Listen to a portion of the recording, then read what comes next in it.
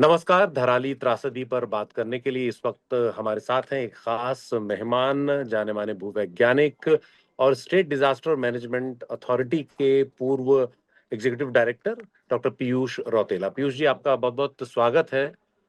ये एक बहुत बड़ी त्रासदी बीते दिनों उत्तराखंड ने देखी है। इस त्रासदी को लेकर कई सवाल हैं। सबसे पहला सवाल जो इस वक्त है वो ये कि इस त्रासदी की वजह क्या रही होगी? बेसिकली अभी क्योंकि जो फ्लड शुरू हुआ या बाढ़ शुरू हुई काफ़ी ऊंचाई वाले क्षेत्र में हुई। और वहाँ का ना भी सैटेलाइट डाटा अवेलेबल है और ना कोई व्यक्ति वहाँ गया है। तो एग्जैक्टली ये कह पाना कि किस वजह से हुई, दैट्स नॉट पॉसिबल। और थिंग इज कि एक चीज़ जो आपने भी देखी होगी, हमने भी देखी, बहुत ज़्यादा पानी का सैलाब सा एक साथ आता है और थोड़ी ही देर में, कुछ 25-30 सेकंड में वो समाप्त हो जाता है। एकदम कंटिन्यूअस पानी नहीं आता है। जी। इससे इससे ये पता चलता है कि कहीं पे पानी किसी वजह से रुका होगा और वो पूरा का पूरा पानी एक साथ रिलीज हुआ और उसके साथ जो भी ऊपरी क्षेत्र में मलबा है, पेड़ है, वो सब इसके साथ आए और जिसकी वजह से इसकी जो विनाश करने की या डिस्ट्रक्ट करने की पावर बहुत ज्यादा बढ़ जाती है जब इसमें रहता है। और इससे मार्ग में जो कुछ भी आया वो सब अपने साथ ले गया। एक दूसरा सवाल ये है कि धराली हम सब लोगों को पता था एक अलुवियल फैन में बसा हुआ है और इतनी ज्यादा आबादी वहां बस गई, होटल वगैरह बन गए। तो स्टेट डिजास्टर मैनेजमेंट अथॉरिटी में होने के नाते क्या आपने पहले इन सब जगहों को चिन्हित किया था कि ये जगह खतरनाक हो सकती हैं, इन जगहों पर लोगों को जागरूक किया जाए? और ऐसी और भी जगह उत्तराखंड में होंगी। बेसिकली रहता यह है कि ज्यादातर जितनी वैली के जो लोअर स्लोप्स हैं उसमें ऊपर से मलबा आके, जैसा आपने कहा एलुवियल फैन है या डेब्री डिपॉजिट्स हैं, उसके ऊपर लोग, क्योंकि पहले समय में हमारे जो पूर्वज हुआ करते थे वो ऐसी जगहों पे खेती वगैरह तो करते थे परंतु रहने के लिए ऊपरी सुरक्षित स्थान पे रहते थे। चट्टान वाले इलाके में रोज खेती के लिए, पानी के लिए 2-4 किलोमीटर चलना उन्हें मंजूर था। बट दे ऑलवेज रिकॉग्नाइज कि ये मलबा जो है वो सुरक्षित रहने लायक जगह नहीं है। परंतु लेटली पिछले 20-40 साल में क्योंकि सड़क नीचे आ गई, ज़्यादातर इकोनॉमिक एक्टिविटीज़ जो थी वो सड़क के आसपास केंद्रित हो गई। तो लोगों का जो ऊपर सुरक्षित स्थान पे रह रहे थे उनका भी एक मोटिवेशन रहा कि सड़क के किनारे हमारा घर हो, सुविधाजनक होगा, टूरिस्ट आएंगे, इकोनॉमिक एक्टिविटी होगी, होटल होगा। और इस तरह की, क्योंकि बहुत लंबे समय से कुछ नहीं हुआ है, जैसे आप जानते हैं पिछले 20-30 साल से यहाँ पे कोई भूकंप नहीं आया। तो भूकंप के प्रति आप भी, मैं भी, हमें लगता है कि अब नहीं आएगा, पुराना जो 99 में हुआ था हो गया। उसी तरह लोगों को लगता है कि पिछले 50-100 साल से कोई इस तरह की घटना नहीं हुई। तो हम सुरक्षित जगह पे हैं, वहाँ पे वो कंसंट्रेट कर लेते हैं। और किसी भी अथॉरिटी के लिए एक बार आदमी बस जाए कहीं पे, उसको डिस्प्लेस करना या ये कह के कि ये असुरक्षित जगह है, क्योंकि गंगोत्री जितने भी लोग जा रहे थे ज्यादातर, क्योंकि वहां पे वैली काफी वाइड हो जाती है, काफी सुंदर सा लगता है, नदी में एंटर करती हुई दिखती है आगे। तो ज्यादातर वहां पे रुकने का आदमी का चाम रहता है ना। तो वहां पे होटल्स बहुत ज्यादा थे। और इस तरह का, अगर आप चिन्हित करने की बात करें तो इस तरह का detailed identification has not been done. वो एकदम से नहीं किया गया है कि कहाँ पे होना चाहिए, कहीं पे नहीं होना चाहिए। बट भविष्य के लिए ये एक वो है कि इस तरह की होना चाहिए, लोगों को जागरूक करना चाहिए, लोगों की कैपेसिटी बिल्डिंग पे काम होना चाहिए। एक सवाल ये भी है कि इस समय राहत बचाव काम चल रहा है और सेना, एनडीआरएफ सब लगे हुए हैं। क्या लगता है आपको कि अब भी कोई गुंजाइश है कहीं मलबे के नीचे किसी के बचे होने की? गीला मलबा था, ये भूकंप वाली स्थिति भी नहीं है कि कहीं कोई कैविटी रह गई हो। तो आपको क्या लगता है एक एक्सपर्ट होने के नाते? नहीं, अब मतलब we are hoping against hopes वाली बात है। चमत्कार कहीं भी हो सकता है, अगर कोई एयर पॉकेट या इस तरह का कहीं पे बच जाए। जैसा आपने कहा, भूकंप में काफी दिनों के बाद काफी लोग बचते हैं, मिल जाते हैं, क्योंकि एयर स्पेसेस रहते हैं, कैविटीज रहती हैं जहाँ पे आदमी को सांस लेने का वो रहता है। परंतु भूस्खलन में और जो स्लश है तो उसमें इस तरह की कैविटीज की संभावनाएं नहीं रहती हैं। तो जीवित बचे रहने की अब मुझे नहीं लगता कि संभावनाएं हैं, क्योंकि समय भी काफी बीत चुका है। एक और चीज कि पूरे उत्तराखंड को हमने, जैसे आपने भी बताया कि भूकंप के लिहाज से भी संवेदनशील है, नदियों के आसपास बसावट बहुत ज्यादा है। तो उत्तराखंड हो या हिमाचल हो या उत्तर पूर्व हो या जम्मू कश्मीर हो, जो भी इस तरह के हिमालयी इलाके हैं, उनके लिए कोई एक नीति होनी चाहिए जिससे कि आप कहाँ घर बनाएं, किस तरह के घर बनाएं, भूकंप के लिहाज से भी मजबूत होने चाहिए। क्या ऐसी कोई नीति बनी है या बनने की तरफ आगे बढ़ रहे हैं हम लोग?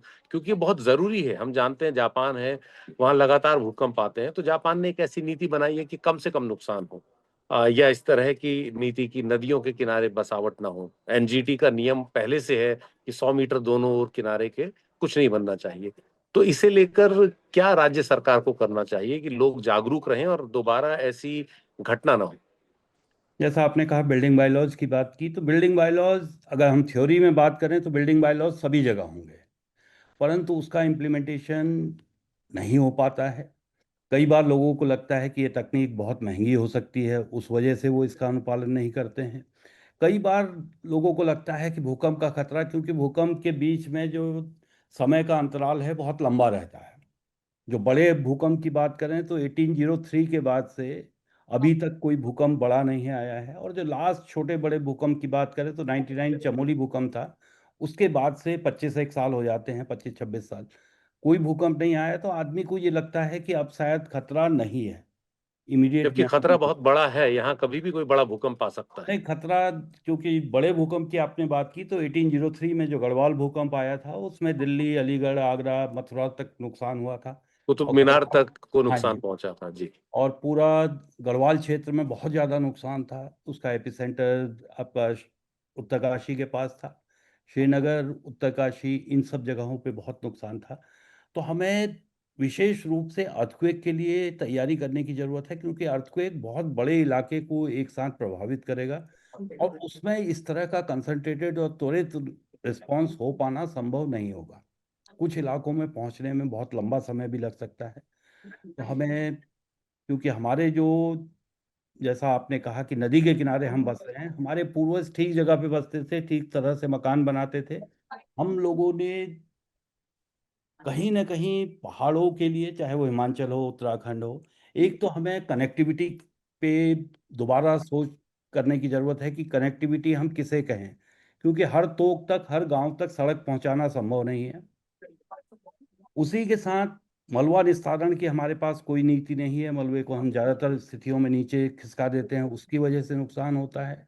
और विगत के दिनों में जो फ्लैश फ्लड्स ज़्यादा विनाशकारी हो रहे हैं, क्योंकि ये जो मलबा हम ढाल पे खिसका रहे हैं इसका एक बड़ा भाग वहीं ढाल पे रुका रहता है, और जब बारिश होती है तो उसका जो डेंसिटी है पानी की वो बढ़ जाती है, जिसकी वजह से उसकी कटाव करने की और बहा कर ले क्षमता जाने बढ़ की जाती क्षमता बढ़ जाती है। तो हमें डेवलपमेंट को रिडिफाइन करने की जरूरत है, उसी के साथ हमें टूरिज्म पे कहीं ना कहीं अंकुश लगाने की है। जरूरत कैरिंग कैपेसिटी को तय करना पड़ेगा। है। चाहे वो केदारनाथ हो, चाहे गंगोत्री हो, गोमुख हो, हम, जो सरकार भी गिन रही है, हम अपनी सक्सेस को डिफाइन कर रहे हैं नंबर्स से। नंबर्स। तो that should not be, that's a negative kind of A trend. आपने कहा कि पिछले साल 58 लाख आए थे, इस साल 60 लाख आ गए, तो वो हम अंधी दौड़ में चल रहे हैं, तो that's not good for Himalayan ecology and environment. तो उस पे कहीं, एक और सवाल ये है, लगातार हम सड़कों की बात कर रहे हैं और उत्तराखंड में सड़कों का जाल, हिमाचल प्रदेश में सड़कों का जाल बहुत बिछा है। लेकिन क्या आपको नहीं लगता है कि कहीं ना कहीं सड़कों का जाल बिछाते हुए हमारी जो योजनाएं हैं उनकी जो कोशिश है या उनका जो ध्यान है, उस सड़क को चौड़ा बनाने और बड़ा बनाने में ज्यादा है, मजबूत बनाने में कम है। और उसकी वजह हर भूस्खलन में हम देखते हैं, या तो ऊपर कोई सड़क होगी या नीचे कोई सड़क होगी, या तो सड़क से के नीचे कटाव हो रहा होगा या सड़क के ऊपर से कटाव हो रहा होगा। सुनील जी, हम पहाड़ में कोई भी काम करें, हमें मलबा निकलेगा ही निकलेगा। हम ढाल के साथ छेड़छाड़ कर रहे हैं, मलबा निकलेगा। मलबे का निस्तारण सुरक्षित नहीं हो पाता है, जिसकी वजह से आगे परेशानियां आती हैं। उसी के साथ हम जो एंगल ऑफ रिपोज बोलते हैं, जो मलबा पहाड़ पे जमा है उसका एंगल ऑफ रिपोज चेंज हो जाता है, जिसकी वजह से वो असंतुलित हो जाता है, नीचे आने की कोशिश करता है। फिर जो समतल सतह है उससे पानी अंदर जाता है, जिसकी वजह से पो वाटर प्रेशर बढ़ता है और इंस्टेबिलिटी बढ़ती है। उसी के साथ जो रॉक्स हैं उनका और ढाल के बीच का जो रिश्ता है वो बदल जाता है, और विशेष बिल्कुल रूप से ऐसी जगहों पे जहाँ पे चट्टाने ढाल की दिशा में झुकी हुई हों, वहाँ पे अगर हम वर्टिकल कट्स करते हैं तो बहुत ज्यादा वहाँ पे सक्रिय भूस्खलन आरंभ हो जाता है। तो इन सब चीजों को लेके और हमें कहीं ना कहीं डिसाइड करना पड़ेगा कि हमें कितनी चौड़ी रोड चाहिए, कहाँ तक रोड चाहिए, और उसी के साथ लोगों को, क्योंकि हाँ, पिछले और आरोप था में ना, आप नवीन चावला का देखेंगे आरोप था कि वो जो है वो हमारे वहाँ फूड जो बैंक भी लेकर के डेवलपमेंट रहा बताते थे, वो ग्रास रूट लेवल से फूड शुरू, बैंक लेकर के जाके आंदोलन वो के करते तौर थे, तो पे उनकी या इतना फिर शिकायत मूवमेंट के थी। तौर पे, परंतु लेटली 20-25 साल में जो ग्रास रूट लेवल और एक चीज से और आवाजें आ रही हैं वो आना बंद हो गई। 5 में 2 या तो चुनाव हुए, लोग एक फरवरी में, एक अक्टूबर पक नवंबर गए, में। उन्होंने कहा अब कुछ नहीं फरवरी हो में आपको रहा है, पता या है हमारी 5 करोड़ आवाज सुनी 26 लाख, नहीं जा रही है, लोगों बाद की में घट के हो भागीदारी गए विकास के नवंबर साथ नहीं नवंबर हो में रही 5 करोड़ 13 लाख मतलब तक घट वी आर गए। नॉट जी लेकिन कुल इन कनेक्ट विद गाँव द घटा था 13 लाख, ग्रास रूट लेवल वो पीपल। घटा था, उसमें वो जो भी भागीदारी में लेना जरूरी है, माइग्रेट हो गया, क्योंकि तो ऐसे उसकी जांच कराई थी वो उसमें। उनकी जो पारंपरिक ज्ञान है तब तक घटे नहीं थे। वो उसका दे डोंट, इस्तेमाल होना बहुत जरूरी का है। इस्तेमाल कहीं ना कहीं होना चाहिए। हम अभी बाहर से लाई हुई टेक्नोलॉजी की हम इस बात अभी करते हैं, लालू ने अपने जो अंदर की जो केजरी राव के खिलाफ वोट ज्ञान दिया। है, टेक्नोलॉजी है, उसकी बात नहीं करते हैं। तो उस सब की भी कहीं समावेश होने की जरूरत है। जी जी। एक सवाल मेरा ये है कि हम लगातार उत्तराखंड के उन तमाम इलाकों में इन त्रासदियों को देख रहे हैं जो नदियों के आसपास हैं। क्या आपको नहीं लगता कि नदियों के आसपास घर बनाने को लेकर, और अब भी मैं जो मेरा अपना अनुभव है वो हिल स्टेट को लोग रियल एस्टेट की तरह से देखते हैं, तो ये जो सोच है कहीं इस पर अंकुश लगे, हर उपलब्ध जमीन को घर बना लेने के लिए इस्तेमाल कर लेना, इस सोच पर पाबंदी लगे, इसके लिए सरकार को कुछ करना चाहिए, कोई ठोस कदम उठाना चाहिए। बेसिकली एक डिटेल्ड लैंड यूज जोनेशन होना चाहिए। भू उपयोग किस तरह का है, कौन सी ऐसी जगहें हैं जहाँ पे आपदा का खतरा ज़्यादा है, वहाँ पे ह्यूमन इंटरवेंशन ना हो, और जो संवेदनशील जगहें हैं उनकी हम कैरिंग कैपेसिटी का निर्धारण करें कि वहाँ पे कितने घर बन सकते हैं, कितने लोग रह सकते हैं, कितने लोगों के लिए पानी है, कितने लोगों के लिए ज़मीन है, उसका निर्धारण करके एक वृहद पॉलिसी बनाने की ज़रूरत है। शुक्रिया, बहुत बहुत शुक्रिया पीयूष जी, धन्यवाद अपनी सर। एक्सपर्ट जानकारी साझा करने के थैंक लिए यू। बहुत बहुत धन्यवाद।